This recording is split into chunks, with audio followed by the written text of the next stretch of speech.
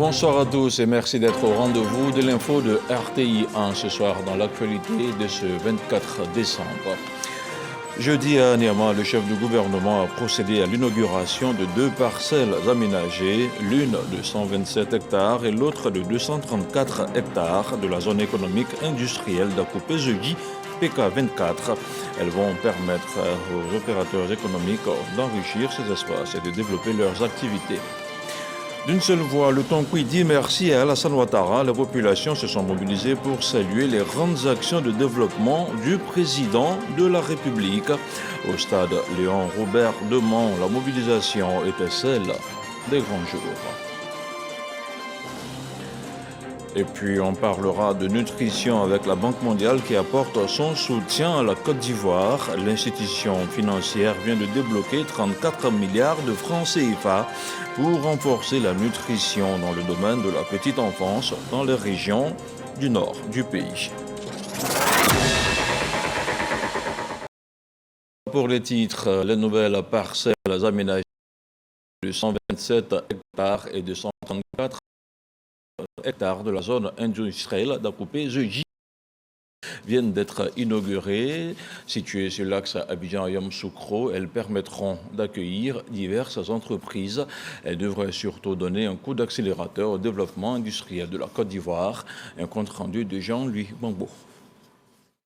Il a fallu 32 mois de travaux pour achever l'aménagement de ces deux nouvelles parcelles de la zone industrielle d'Akupé-Zedji. 127 hectares et 234 hectares dotés d'ouvrages de drainage, assainissement, électricité et télécommunications et voirie.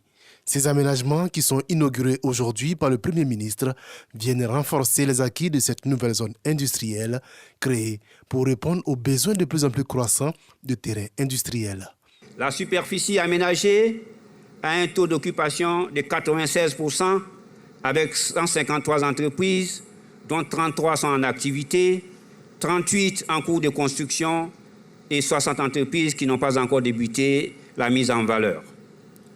Le montant cumulé des investissements des 33 entreprises déjà en activité est d'environ 181 milliards de francs CFA pour 2160 emplois et le montant global des investissements projetés pour l'ensemble des 147 entreprises est d'environ 475 milliards de francs CFA.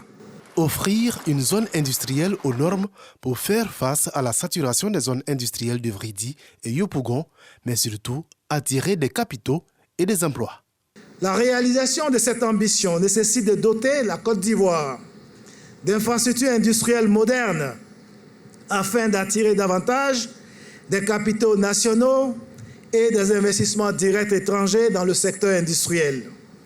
Elle représente donc une belle opportunité pour réaffirmer l'attachement de son Excellence M. Alassane Ouattara, président de la République, à la transformation structurelle de l'économie ivoirienne par l'industrialisation, source de création d'emplois décents et également de création de valeurs ajoutées. Aussi, un appel a été lancé aux entreprises déjà propriétaires de terrains qui n'ont pas encore débuté leurs travaux d'installation à le faire. Venez en Côte d'Ivoire. Oui, venez profiter ici d'innombrables opportunités d'investissement comme il en existe peu sur notre continent, dans un hub aussi central, stable, dynamique et moderne que notre pays. Venez profiter ici d'une jeunesse de talent qui veut travailler, entreprendre et réussir. Venez profiter ici de l'accès à un marché national et continental toujours plus dynamique. Venez profiter ici d'un gouvernement pro-business qui veut avancer avec des partenaires de confiance et d'expérience pour viser toujours plus haut. L'aménagement de ces deux parcelles porte à 423 hectares la superficie désormais occupée de la nouvelle zone industrielle d'Akupé-Zedji sur une surface totale de 1000 hectares. Les travaux ont coûté environ 90 milliards de francs CFA. On se rend maintenant à l'Assemblée nationale où les députés étaient réunis jeudi dernier. Ils ont délibéré sur 8 projets de loi, tous adoptés à l'unanimité. C'était au cours de la dernière séance plénière de l'année 2022. Moussa Konaté.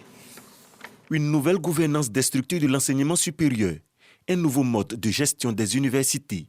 C'est l'objectif du projet de loi relatif à l'enseignement supérieur, à la recherche et l'innovation.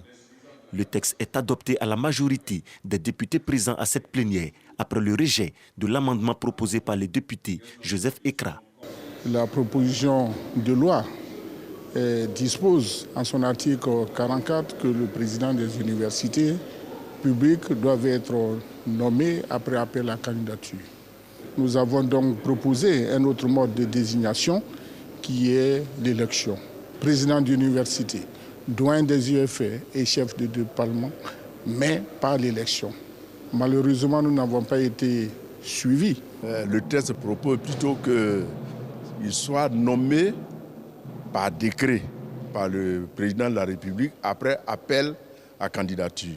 L'Assemblée nationale en plénière a décidé de rejeter l'amendement et donc d'adopter la position présentée par le gouvernement. Les délibérations à cette séance concernent 8 textes au total, dont le projet de loi portant statut du réfugié qui accorde certains droits à tout réfugié sur le sol ivoirien, le projet de loi portant protection du patrimoine culturel national, également le projet de loi de modification portant code minier et le projet de modification portant code des postes. Nous voyons un véritable plan de relance de la Poste qui consiste donc à lutter contre la concurrence déloyale faite à la Poste, mais également qui consiste donc à la relancer à travers donc la modernisation et la digitalisation. Il y a une prolifération de l'orpaillage clandestin. Donc ce code vient justement stabiliser tous les textes qui vont justement régir l'extraction de l'or en Côte d'Ivoire. Cette séance de délibération présidée par Adama Bektogo marque la dernière plénière pour l'adoption du projet de loi. Le président de l'Assemblée nationale invite donc l'ensemble des députés le 27 décembre prochain pour la cérémonie solennelle de clôture de la session parlementaire de l'année 2022. La séance est levée. Et je vous le disais en ouverture de cette édition, l'Ouest de la Côte d'Ivoire rend un hommage appuyé au président Alassane Ouattara pour ses grandes actions de développement. Plusieurs infrastructures de première nécessité ont été inaugurées ces dernières heures, du centre hospitalier régional à l'adduction en eau potable en passant par la voirie. Rien n'a été oublié et la population du Tonki de remercier le chef de l'État, une cérémonie qui s'est déroulée sous la présidence du patron de l'Assemblée nationale. Envoyé spécialement Franck Kodio. En 48 heures, l'Ouest montagneux s'est doté de 2 complexes sanitaires de pointe. Un aperçu du vaste chantier tel la voirie, l'école et l'eau, engagés par le gouvernement pour le développement de la partie occidentale du pays. Les populations, cadres et élus rendent donc hommage au président Alassane Ouattara et la bonbonnière du stade Léon Robert accueille les festivités. Célébrer les actions du chef de l'État, le Tonki a battu le rappel de ses forces vives et même de plusieurs membres du gouvernement tels les ministres de la Réconciliation, de la Culture et de la Solidarité venus en soutien. C'est tout un symbole selon Albert Flindé, ministre-gouverneur. La grande mobilisation des populations, des élus, des cadres ce matin traduit parfaitement notre engagement à accompagner le président de la République, son Excellence M. Alassane Ouattara, et de son gouvernement dans leur œuvre de développement harmonieux de la Côte d'Ivoire. Le Tonki, il fut un temps miné par les dissensions causées par les ambitions politiques des uns et des autres, veut amorcer une page nouvelle. L'engagement est pris. Que notre hommage au président va au-delà des actes de développement et des actes de promotion des hommes. C'est notre adhésion. C'est la manifestation de notre attachement à une vision. Sa vision d'une Côte d'Ivoire de paix et de réconciliation profonde. Et le président donne la manifestation chaque jour par les actes qu'il pose. Homme de réconciliation et de paix, il n'a pas hésité à accorder sa bienveillance à la région en tendant sa main à nos frères et sœurs pour un retour dans la maison commune du RHDP. Saluons ensemble le président Alassane Ouattara. Célébrer le rapprochement pour mieux impulser le développement, cela augure d'heureuses perspectives pour la région. Je peux même vous annoncer qu'une nouvelle Côte d'Ivoire arrive. Le président Houphouët-Boigny avait rêvé de cette belle Côte d'Ivoire, une Côte d'Ivoire plus belle et plus rayonnante. Il en a tracé les sillons et le président Alassane Ouattara est en train de les élargir avec promptitude et assiduité. Cependant, le développement reste un fait. Sa pérennité assurée par la cohésion et la solidarité, le sens de l'adresse du président de la cérémonie, Adama Bictogo. Ce qui nous unit ici est plus fort que ce qui nous divise. C'est pour cela que nous devons cultiver que les valeurs qui rassemblent. Et ces valeurs qui rassemblent sont contenues dans une seule enveloppe. C'est l'enveloppe de l'humilité. Ce que l'humilité développe en vous, c'est le pardon, c'est l'amour, c'est la tolérance. Parce que le grand témoignage que vous faites et que vous devez faire au président Alassane Ouattara, c'est votre solidarité. De la ferveur partagée, les populations et fils de la région sont repartis regaillardis. Retour à Abidjan avec le ministre de la Communication et de l'économie numérique qui a rencontré la Chambre des afficheurs de Côte d'Ivoire. Amadou Koulibaly tenait à informer les membres de la CAFSI de l'assainissement du secteur. Avec eux, il a partagé la nouvelle règle de l'affichage publicitaire en Côte d'Ivoire. Le témoignage de Grace Kando. Plus de poses d'affichage publicitaire de façon anarchique. Désormais, cela obéit à des critères. Une étude d'assainissement, de réorganisation et de modernisation a été réalisée par le ministère de la Communication et de l'économie numérique. Elle a été présentée aux afficheurs. L'étude qui a été présentée est une étude effectivement complète, je dirais scientifique. Donc ça présente cet avantage-là. Le ministre nous a rassuré qu'il y a un atelier d'appropriation qui va avoir lieu. On pourra mieux appréhender le contenu donc, de cette étude. Ces afficheurs ont reçu de la part du ministre de la Communication et de l'économie numérique le cahier des charges des nouvelles règles. Tous les panneaux qui vont se retrouver dans des endroits qui n'auront pas été géolocalisés et qui n'auront pas fait l'objet d'une autorisation des mairies et du CSP seront considérés comme des panneaux illégaux. Tout cela va permettre d'assainir Abidjan, de réduire d'au moins un tiers donc, le nombre de panneaux, puisque les études ont montré que dans la plupart des communes, il y a un excédent en panneaux. En dehors de la commune de Yopougon, par exemple, où il y a un déficit, où il y a encore de l'espace pour installer certains panneaux.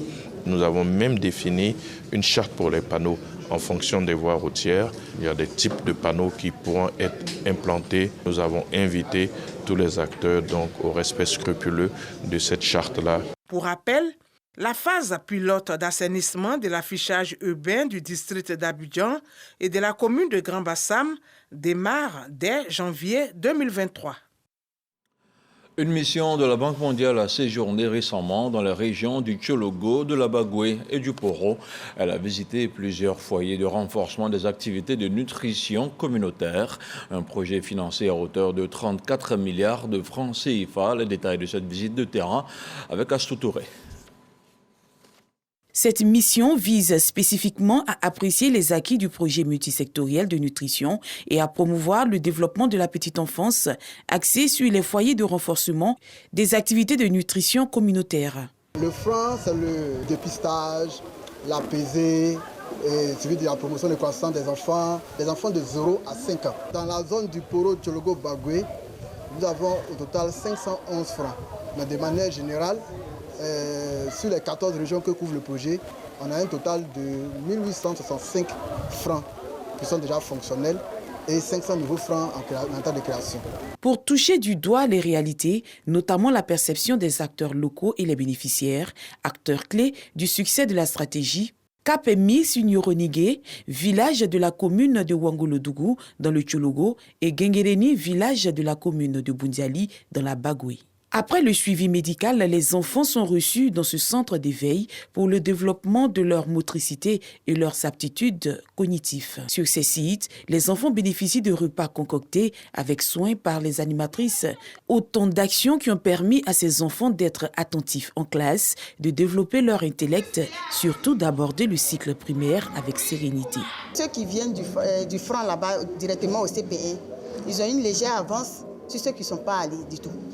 Ils savent compter, ils savent reconnaître des lettres son A, O, I jusqu'à U, les formules de politesse. Une action rendue possible grâce à l'appui financier de la Banque mondiale à hauteur de plus de 34 milliards de francs CFA. Je suis très satisfait. Les francs que nous avons vus sur les 2 jours, ce sont des francs très avancés avec des résultats au-delà qu'on a pu attendre à ce stade de développement. Un nouveau projet est en cours de préparation. Il va s'étendre sur 10 ans et subdivisé en 3 phases. Le nouveau projet qui vient, donc celui-là va s'accentuer beaucoup plus sur le volet santé. Nos populations doivent saisir cette occasion. C'est une bonne occasion que maintenant c'est la santé qui se déplace vers les populations. Et j'invite vraiment les cadres, les différents cadres de chaque région, de chaque village vraiment à saisir cette bonne opportunité que le président de la République a bien voulu nous donner. Le séjour de la Banque mondiale dans le Poro, le Tchologo et la Bagoué s'est soldé par une visite au centre hospitalier régional de Korogo. Ça y est, nous y sommes. Dans seulement quelques heures, ce sera la fête de Noël et une célébration que personne ne veut manquer. Les populations affluent dans les marchés pour se procurer des vêtements, des accessoires, mais aussi des denrées alimentaires. Un engouement palpable aujourd'hui dans quelques marchés de la commune d'Adjamé. Dans ce reportage de Khalil Diomandé, commenté par Jean-Marc Adjadji. L'avenue Nangui à Brogua, dans la commune d'Adjamé. Elle est inondée de monde à 24 heures de la fête de Noël. Les enfants, accompagnés de leurs parents, sillonnent les magasins à la recherche de l'idéal. Tous veulent sortir le grand jeu pour la Noël.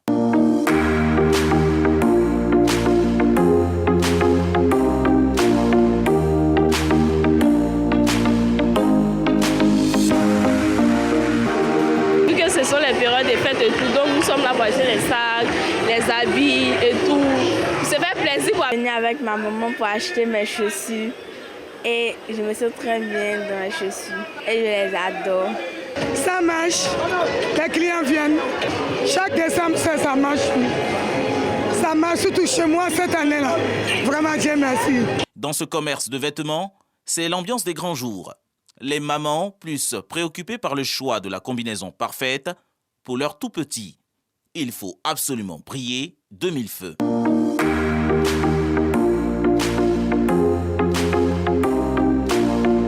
La fête de Noël, on le vit qu'une fois dans l'année. Donc, quand ça arrive, il faut habiller ton enfant, il faut qu'il soit bien sapé. Donc, on souffre pour ça, quoi, en fait. La Noël, c'est aussi la magie dans les assiettes. Et pour être à la hauteur, les femmes s'attellent à réunir les ingrédients nécessaires. Elles sont venues par milliers assouvir au désir de leurs papilles. Bananes, manioc, igname, tomates, choux, carottes. Chacune s'approvisionne en fonction de sa recette. J'ai acheté des bananes. Pour le moment, c'est bon, le prix est abordable. Bon, je vais faire foutou avec sauce pistache. La fête, ça lance bien. Toi aussi, la famille au complet, c'est l'essentiel. La volaille, quant à elle, règne en maître. Elle est candidate à sa propre succession dans le cœur des amoureux de la gastronomie en période festive. Depuis matin, j'ai vendu plus de 60 poulets comme ça. La fête, là, ça va, on va dire Dieu merci. Les clients décrient toutefois la hausse des prix du poulet. Un poulet à 4 000, alors que c'était 3 500. J'ai acheté poulet, il y avait comme demain, je dois manger poulet. Donc j'ai acheté mon poulet. Ce vendeur nous donne les raisons de cette augmentation. Les grossistes vendent ça à 3 700. Nous, on oublie les vendre ça à 4 000. On a 300 dedans, c'est comme ça on vend. Fluctuation des prix, forte demande par rapport à l'offre, rien ne pourra affecter l'engouement des populations pour cette fête de Noël, édition 2022. Une occasion pour les commerçants qui se frottent les mains arbres de Noël dans la commune de Yopougon. Cette année, ce sont au moins 5000 enfants qui sont repartis chez eux, les bras chargés de cadeaux. Une initiative du conseil municipal, nous rapporte Frédéric Oulaï avec le commentaire de Didier Nguesson. Esplanade de la mairie de Yopougon aux couleurs de la magie de Noël. Pour la 9e édition de l'Arbre de Noël, le maire Gilbert Konekafana donne le sourire à plus de 5000 enfants. Ils reçoivent de nombreux cadeaux, un acte d'amour et de partage qui vient soulager parents et enfants. J'éprouve un sentiment de joie quand c'est pas offert à tout le monde d'avoir un cadeau. Je remercie beaucoup le maire de nous avoir donné ces cadeaux. Je le remercie infiniment. Convoquer les enfants de sa commune à chaque instant depuis son mandat et leur donner toujours des cadeaux de Noël. Nous les parents, ça nous soulage et ça donne une grande joie aux enfants. Pour le premier magistrat de la commune de Yopougon, le conseil municipal œuvre au bonheur de chaque enfant. Procurer un peu de bonheur en fin d'année aux enfants, surtout les plus démunis. Et c'est une habitude que nous avons instaurée depuis notre arrivée à la tête de cette commune. La cérémonie de la célébration de l'arbre de Noël est aussi un moment de communion entre les artistes et la population. Cette rencontre a permis aux enfants de faire montre de leur talent culturel à travers ballet et sketch. On continue de parler de Noël avec la Fondation Servir qui n'oublie pas les enfants. 500 d'entre eux, issus du Grand Abidjan, ont reçu des cadeaux des mains de l'ancienne première dame de Côte d'Ivoire, Madame Henriette Konan-Bédié. Des concours de chant, de danse et de beauté ont meublé ce rendez-vous. David Soyo, Jean-Marc Djadji. La magie de Noël s'opère dans cette salle des fêtes. Ici, 500 tout-petits vibrent au rythme des mélodies de Noël. Ces enfants issus des communes du Grand Abidjan reçoivent chacun un cadeau des mains d'Henriette Konan-Bédié, présidente de la Fondation Servir. Un moment spécial pour ces petits garçons et petites filles. J'ai reçu un cadeau de Mounette, c'était extraordinaire, car elle me l'a donné. J'ai joué bien, et puis il m'a offert un cadeau. Pendant plus d'une heure, l'ex-première dame de Côte d'Ivoire, initiatrice de l'arbre de Noël, danse et communie avec les tout-petits. J'adore les enfants et j'ai eu l'occasion de venir présider la petite fête que je donne chaque année à mes enfants, à mes petits-enfants. Et c'est une joie pour moi de partager ces moments-là avec eux. Après Abidjan, la Fondation Servir mettra le cap sur les localités de Bassam, Aboisseau et Daoukro. Ambition, faire vivre les sensations de Noël à 3000 enfants du pays. Le Noël en livre pour les enfants à Paris, l'ambassadeur Maurice Bandama et l'écrivaine Marguerite Aboué ont donné l'occasion à plusieurs enfants de découvrir la Côte d'Ivoire, une façon pour eux de célébrer la Noël. Suleiman Donisongou, Lanciné Bakayoko. C'est le tout premier arbre de Noël de l'ambassade de Côte d'Ivoire à Paris. Cette initiative de l'ambassadeur Maurice Kwaku Bandama, accompagné de l'écrivaine Marguerite Aboué, a tenu toutes ses promesses. J'ai bien aimé ma journée parce que y avait plein d'activités. J'aimerais bien qu'ils font ça plus souvent. J'ai très bien aimé et les cadeaux qu'on a choisis, c'était très beau et très bien.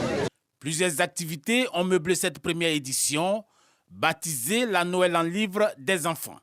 Plus de 600 enfants ont pris part à ces festivités à travers des livres d'auteurs ivoiriens, des cartes de jeux et des puzzles sur les régions de la Côte d'Ivoire. Et puis, 82 pèlerins catholiques vont vivre la fête de la Nativité en Terre Sainte, arrivés en Israël. Ils ont déjà visité plusieurs sites de la Galilée, un circuit gracieusement offert par la direction de culte du ministère de l'Intérieur et de la Sécurité. On retrouve nos envoyés spéciaux, F. Boué et Célestin Frodo.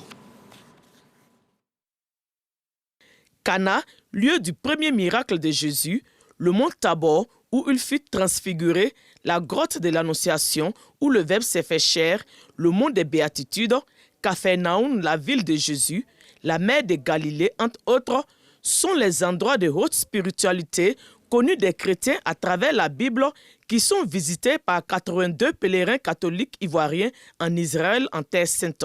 De quoi renforcer davantage leur foi. Nous sommes dans la chair de poule et tout ce que la Bible dit, c'est une réalité. Présentement, je vis la réalité. La Bible n'a pas été inventée. C'est réel.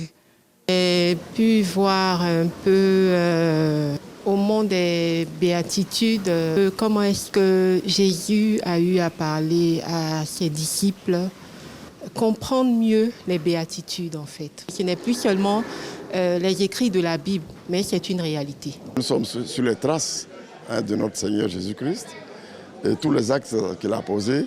Ce sont ces actes-là qui, aujourd'hui, nous amènent ici pour voir la réalité, puisque nous sommes croyants, nous sommes pratiquants. Ce pèlerinage en ces temps de Noël est un cadeau de l'État de Côte d'Ivoire. Il est entièrement financé par le ministère de l'Intérieur et de la Sécurité à travers la Direction générale des cultes. Les pèlerins reconnaissants ont aussi prié pour le pays et ses dirigeants. Je dis merci vraiment à l'État de Côte d'Ivoire. Je dis merci à la Direction générale des cultes et qu'ils permettent encore à d'autres pèlerins de participer à ce genre de pèlerinage. Que le nom du Seigneur soit béni et que la gloire lui revienne. Après ces intenses moments vécus en Galilée, les pèlerins sont en route pour Jérusalem en passant par Carmel, la ville du prophète Élie, et le puits de Jacob, dite la Samaritaine.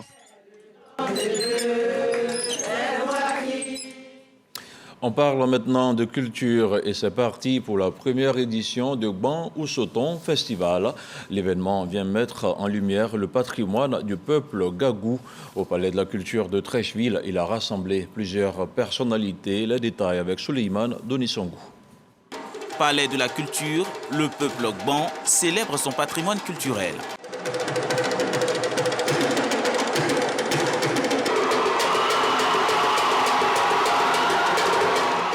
Initiative née de la commissaire générale du Festival Gban, Nadège Oyo. Elle justifie son action à portée sociale et culturelle. Nous sommes un peuple ouvert, un peuple disposé à la rencontre des cultures. L'histoire du peuple Gban a toujours été marquée par l'accueil des peuples frères, avec qui nous avons construit une communauté de destin. Il suffit de voir comment nos parents se sont ouverts aux autres pour se convaincre de ce que le Gban aime, la paix et la solidarité. Refusant de se faire compter l'événement, Madame le ministre de la Culture et de la Francophonie apporte sa contribution à la réussite de la fête. Le peuple Gban est issu du département d'Oumé, partie intégrante de la région du Go. Cette commémoration a été l'occasion de rencontres et d'échanges entre filles et fils de la localité, mettant en valeur les richesses culturelles qui leur sont siennes. Dans l'actualité hors de chez nous, 10 personnes sont mortes et une quarantaine d'autres ont été blessées dans l'explosion d'un camion-citerne de gaz à Boksburg, à une quarantaine de kilomètres à l'est de Johannesburg, en Afrique du Sud. Des vidéos amateurs circulant sur les réseaux sociaux montrent l'explosion d'une énorme boule de feu sous un pont. Le camion-citerne était vraisemblablement trop haut pour passer à cet endroit. Il était rempli de 60 000 litres de gaz GPL utilisé notamment pour la four et cuisinière et arrivait du sud-est du pays, a ajouté le porte-parole des services d'urgence. Et moi, je vous recommande de garder un œil sur la route et de conduire à un rythme raisonnable en ces soirées de fête de fin d'année. Bonsoir et à demain.